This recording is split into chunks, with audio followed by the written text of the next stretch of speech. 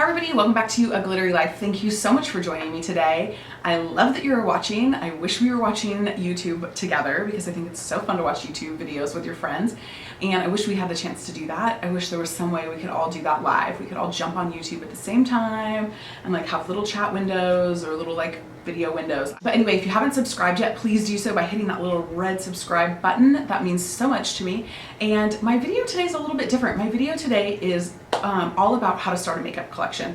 Recently, somebody was asking me like, listen, how do you start a collection? Like if I want makeup to be my hobby, like where do I start? Do I just go like buck nutty at Sephora and buy like everything I see? Like, what do you do? How do you do this? Like, how do you start a collection? And here's the deal. I thought it was, well, first off, I thought it was a really good question. And I thought, gosh, I have an opinion about that. I have some things that I could probably like contribute to that. So maybe if this person's wondering that, maybe you are, or maybe these are good, helpful tips for some of you. First off, most of us do not need the amount of makeup that you see people like myself and other beauty YouTubers that we have. We don't need it. It's so much. It's crazy. It's overwhelming. I get overwhelmed all the time.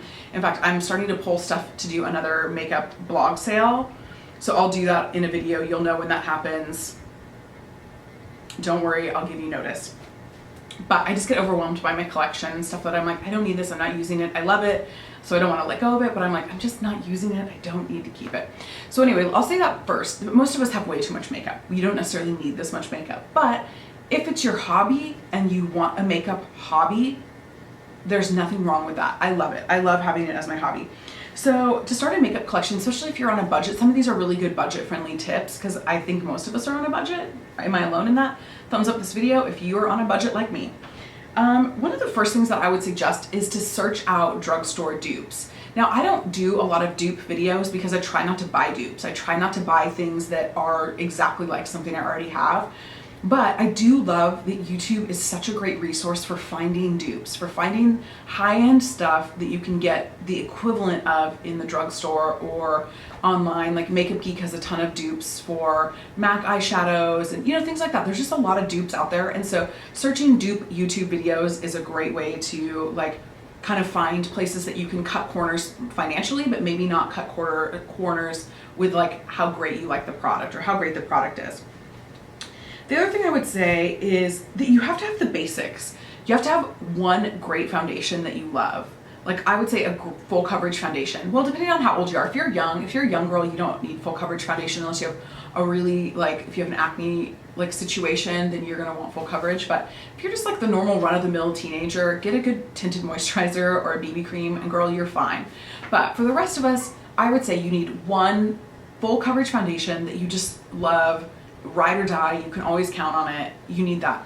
Then I also think you need one like tinted moisturizer CC cream type foundation. It's a lighter coverage that you could build up with a little bit of concealer, but it's that more like just casual, like less of a makeup look. I think you need both of those.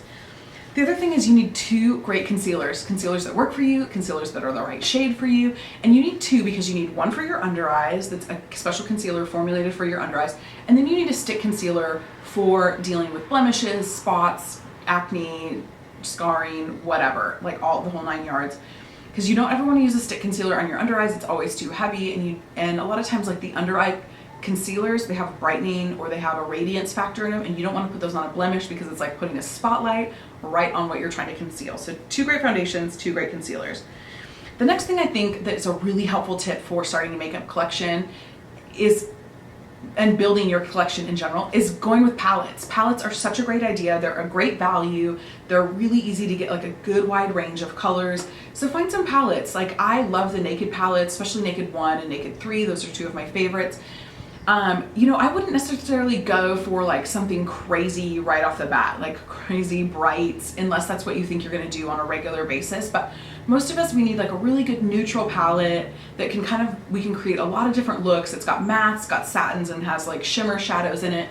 So you can create all kinds of looks. Now you can buy pre-made palettes. Those are all over Sephora, Macy's, Beautylish, like all those places. They have a ton of them. Or you can create your own, like at MAC or Makeup Geek or Coastal Scents or Inglot, all of those different places, Morphe, where you can make custom palettes.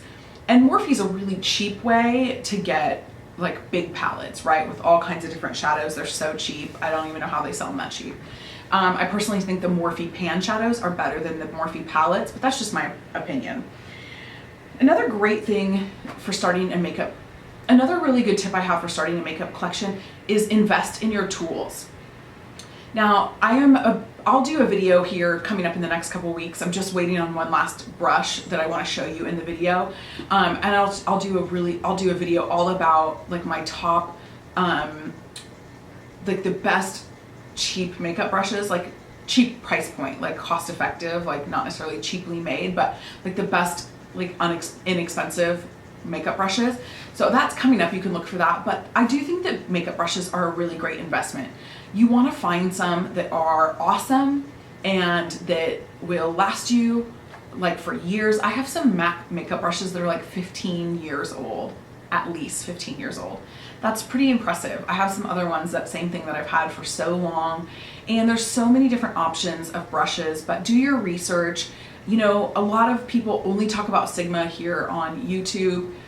If you've been watching me for any length of time, I'm not a Sigma fan. I think there's so many other cheap Sigma dupes that are a lot better price point.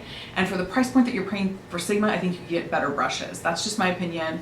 Don't throw any rocks at me. Don't throw tomatoes at me if you're like Sigma ride or die, Sigma for life. If you have Sigma tattooed on your arm, like don't throw tomatoes. There's nothing wrong with them. Just not my preference. But really, you want to invest in tools that are going to last you a really long time. Now, the good news is there's some phenomenal tools at the drugstore that are amazing with an amazing price point, and that, from what I can tell, are pretty bomb quality. So I'll talk more about that, like I said, in the weeks to come in a video. The other thing that I would say in starting a makeup collection is look for sales, deals, coupons, value sets, all that kind of stuff, like CVS rewards, the Sephora sale that comes up in the fall where it's like 20% off the VIB sale, Walgreens, or all those like points that you can add up to get coupons. All that stuff matters. And like especially the drugstore, it's always like buy one get one half off, or buy $10 and get $5 extra bucks, or whatever. Like look for stuff like that.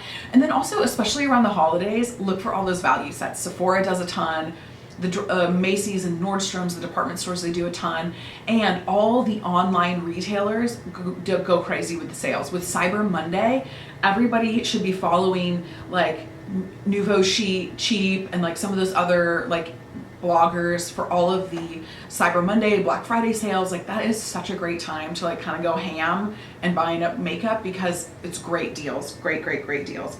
The other thing I would say is it's really important to read reviews. If you don't follow me on beautylish.com, I review a ton of products in depth on the website.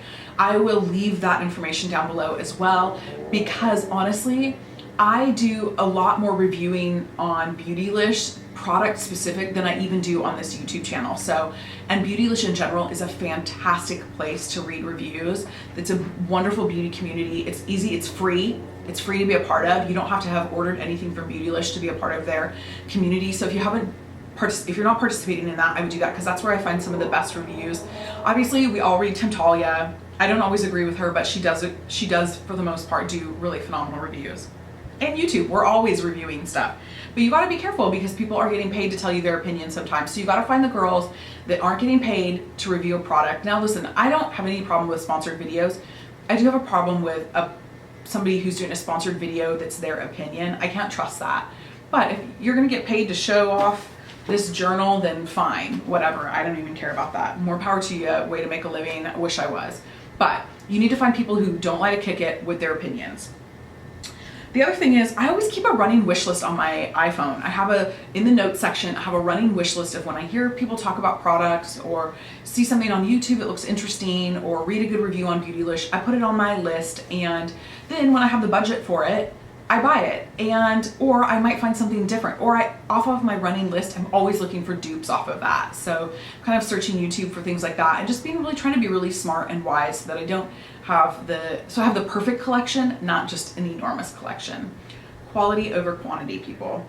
And then the other thing that I think is really important is to keep an inventory of what you have. So I'll show you even this is my like little makeup journal right here. these are a list of all my MAC eyeshadows. Here's a list of my like wish list. So I have this photographed in my phone too, because I just haven't had the chance to like type this all out in my phone. And then I also have the lipsticks too. I have like, these are all the MAC lipsticks that I have in my pro kit. And these are all the MAC lipsticks that I have in like my personal collection, or it might be vice versa. Actually, this might be my pro kit. So and then I literally, while I'm at MAC, I'm running through this list because I can't tell you how many times I've bought the same thing twice, not realized it, lost my receipt, whatever. And so things that you have a lot of, it's really smart to like keep an inventory. Like nail polishes, like I have an inventory of my Essie and my OPI nail polishes because I never can remember when I'm at the store and I buy the same like Turks and Caicos turquoise nail polish 12 times. So hopefully that's helpful for you. I want to know what some of your tips on how to build a makeup collection are, so leave those down below. The other thing is, it's probably time for another Q&A video. So if you have some Q's, I've got some A's, so leave those down below for me and let me know what you want to know about. Let me know what you want to hear about. A lot of you asked for tutorials. I'm just going to remind you, I don't have the setup to do tutorials. I'm working on bringing some other artists over to do that, but I do not have a filming setup for that. And my idea of a good tutorial is me doing the makeup on a model and showing you that way and not just doing it on myself. Thanks you guys. See you later.